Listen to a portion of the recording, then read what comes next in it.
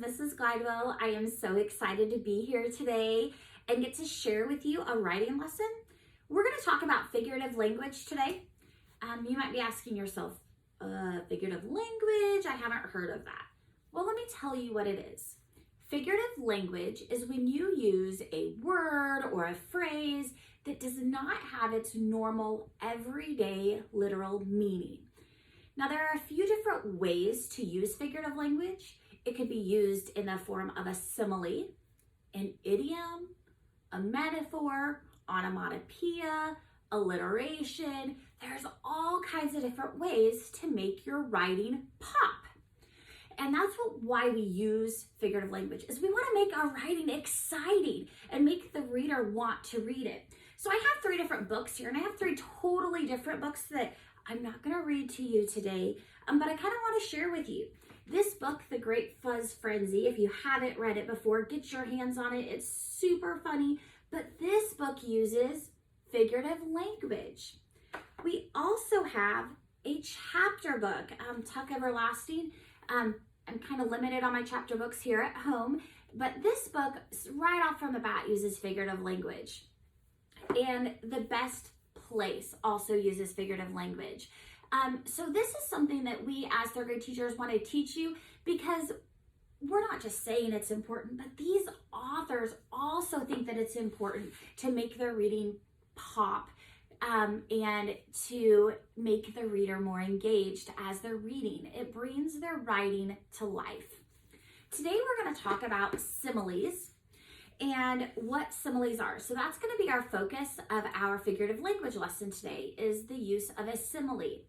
Over here, I have written the word similes, and then there are 2 keywords below it that are really important that you have to know are used in a simile. You won't use both of them at the same time. You'll use one or the other, but the words are like or as.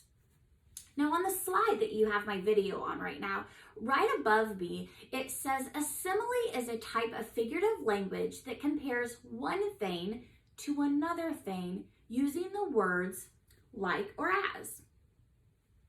Also on this slide, you'll see a T-chart to your left. On this T-chart, you have similes on one column and the meaning on the other column.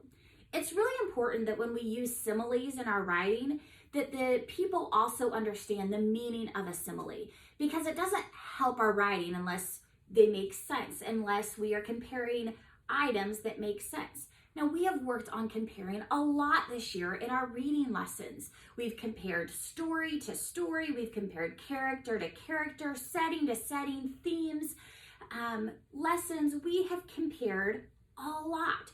So this is something that we're going to take that. Remember, Team Glidewell, I always tell you that everything we do builds off something else. So this is how we're using that comparing skill that we've taught to build now on similes.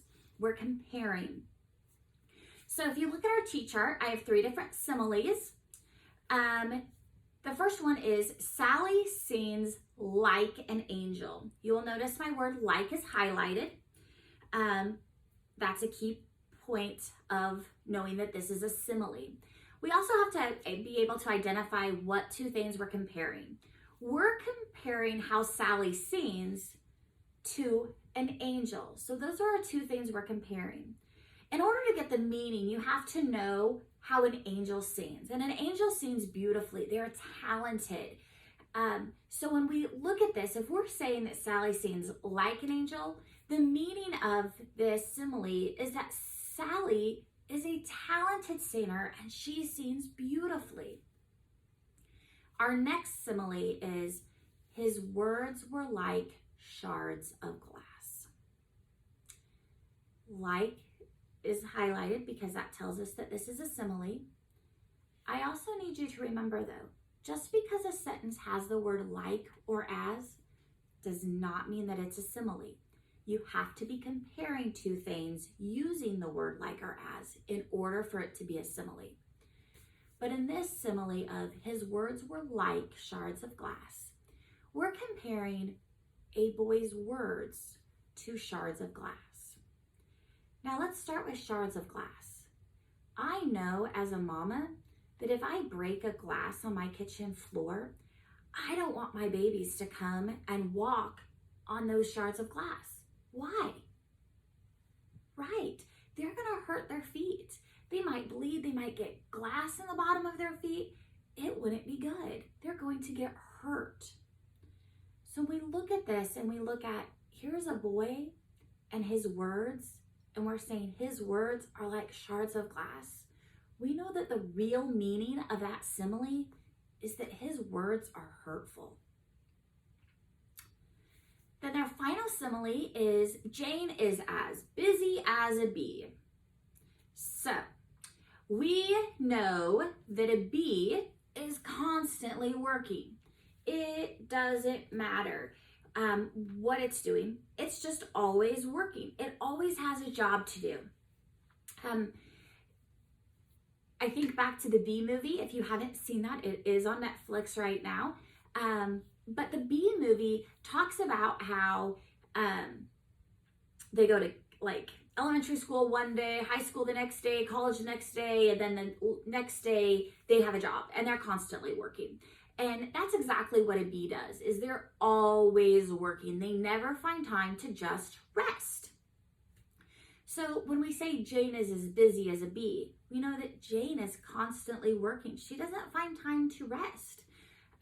So the true meaning of Jane is as busy as a bee is Jane is always doing something. As we finish this video, I'm going to ask you to go ahead and click to the next slide. On the next slide, there are going to be a couple learning videos. The one on the left is, there's some music that kind of plays with it, but you're going to have to read the words across the screen. It is super cool, and I love the detail that goes into it about similes. And then the second one, the one on the right, is a video from PBS Word Girl, and it is super cute and kind of gives what similes are in a game form on this little cartoon. So enjoy those two short videos, and they are super short, but enjoy those. And then when you're done with that, go ahead and click onto the next screen, and it will give you your simile assignment for this week. And you're going to be creating and illustrating your own similes. And I'm super excited to see these. You can do this using Google Slides or a piece of paper. For this assignment, you will need to create 5 different similes. And I don't care what your similes are. You get to make that choice, but make sure you're comparing one thing to another thing, and you're using these keywords like or as.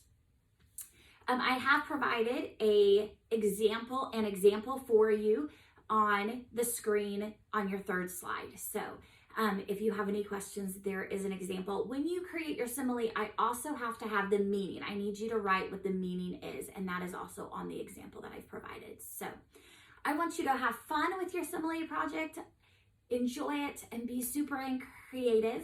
Remember that when you are done with your whole learning menu this week, make sure you let your teacher know so that we can put your name into the drawing for the free pizza, and we will find who that is on Monday. We would love to have a 3rd grader win. So I love you, I miss you, and happy learning.